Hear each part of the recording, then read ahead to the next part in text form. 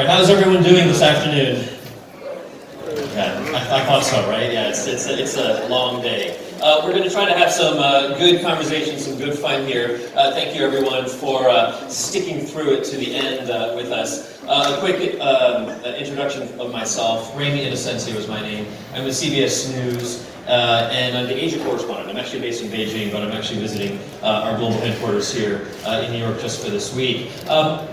Without further ado, I do want to introduce our four esteemed panelists here. We're going to be talking about education and technology and how this helps for resilient economies. Just to my left here is the Honorable Babajide Sanwo-Olu, the Governor of Lagos, Nigeria. Next to him also is the... Please, yes. I will have a conversation here. Thank you. Next to him also is Honorable Kostas Bakionis. He is the Mayor of Athens, Greece.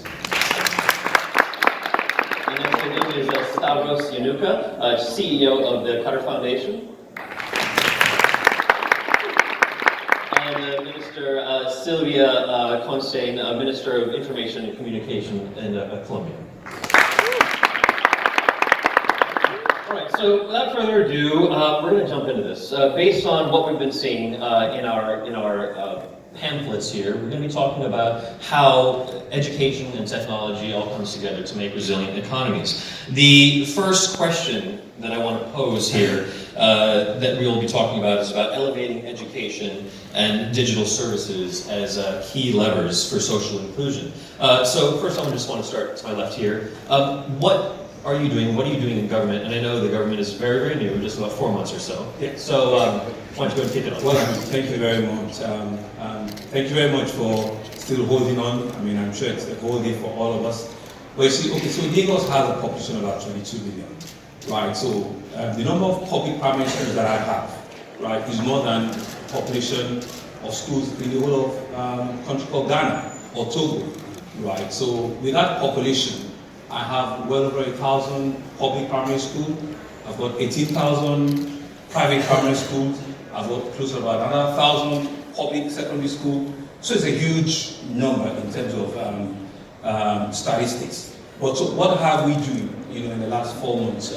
We said to ourselves that for us to become not only resilient, but also to use technology as a strong enabler, right? We quickly need to sort of like digitalize our curriculum. So we're partnering with a company called the Bridge Academy, who have some element of success, not only in Nigeria, but in some 2-3 other countries in Africa. So we started the conversations where we will be having extensive teacher training. We will be looking at all the curriculums of the schools. But essentially, what we hope to be achieving going forward is that have content where all of the kids, on a week-on-week basis, have the same kind of learning outcomes. Whatever they're putting in school A is also the same thing you're putting in school C and D, such that we can track, what kind of productivity we're looking. And so technology becomes, the only driving capability that can help you, achieve that.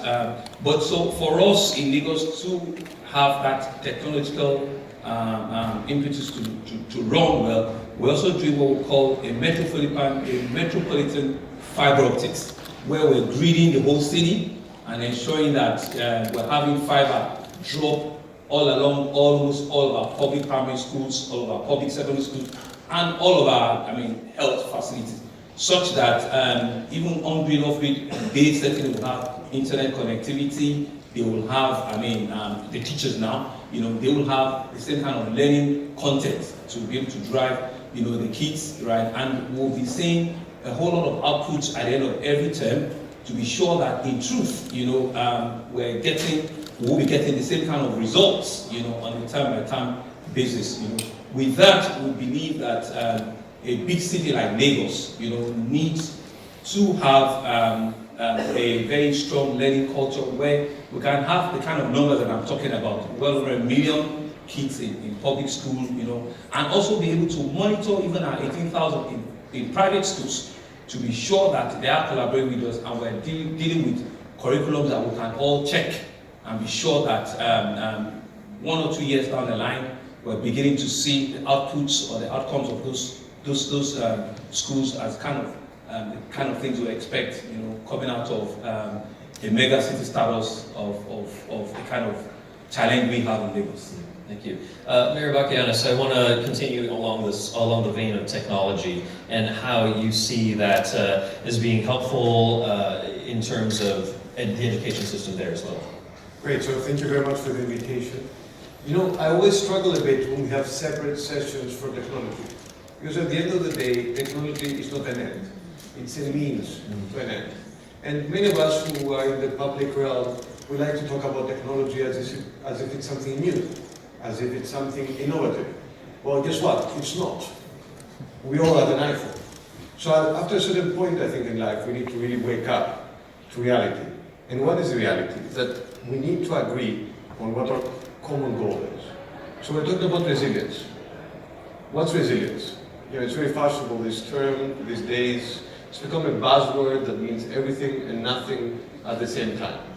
But if you think about it, resilience is about social entrepreneurship and social innovation. What am I trying to say? This week, here in New York, everyone talks about resilience and everyone talks about the new climate deal. They talk about the Paris Agreement. They talk about all these top-down grand policy frameworks, which I'd like to submit are extremely important, they're actually invaluable.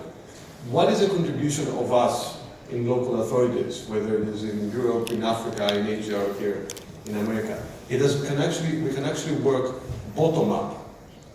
We can actually provide local solutions to national and international problems. And this, I think, is a challenge that's extremely acute, especially these days, when one can note government dysfunction, partisanship, populism, radicalism throughout national politics. So, practically, our goal in the city of Athens is to create a smart city, admittedly, in a sometimes dumb state. Now, why is this important? Because technology is the magic bullet for three things: for promoting transparency, for strengthening accountability, and for bringing us even closer to the citizen. Let me give you a couple of examples. A couple of examples that in my previous capacity as governor of Central Greece, we actually employed. Online budget. Everyone knows where their money is spent, and they can actually contribute to the decision making for the allocation of the funds. Now, it may seem small, but it's actually really big if you want to regain trust. Or let me give you another example. Making sure that the citizen does not have to come to the guichet of a bureaucracy. There are queues all over. Our purpose is to make a citizen's life easier, and that's something we can do by employing technology. But, and that's my final point, and I'd like to return to where I started. Technology does not exist for technology's sake. Our mission, our purpose, is to actually bring down bureaucratic silos. It's actually to think outside our institutional frameworks and be able to mobilize as many forces as possible throughout society, whether it is through public partnerships, whether it is through creating coalitions and alliances of civil society, businesses, investors, public, local authorities. That is where the secret is. We obviously have a lot of work to do. Stavros, when we were talking earlier, we weren't talking so much about technology, but about getting away a little bit from technology, about the experiential side of education. I'd love for you to share what we had in our conversation there. Sure, and again, thank you to the organizers for inviting me and including me in this august panel. A slight correction, you may have promoted me inadvertently out of a job. I'm the CEO of WISE, which is a part of the Qatar Foundation. A think tank dedicated essentially to studying and enabling innovation in education. Now, Qatar Foundation, we've been involved in a 25-year journey to build a local education ecosystem that goes beyond formal education. So the foundation started 25 years ago with a K-12 institution, and has since grown to incorporate a very rich ecosystem that includes a national library, research centers, branch campus universities, sporting facilities, as well as think tanks and a science and technology park. And the idea is to link and to weave these into a whole that is greater than the sum of its parts. Now at WISE, we just published a report on local education ecosystems, and we've studied 9 examples from around the world, from Australia to Finland, Russia, here in the US, and elsewhere. And what we find is that systems that succeed have the following characteristics.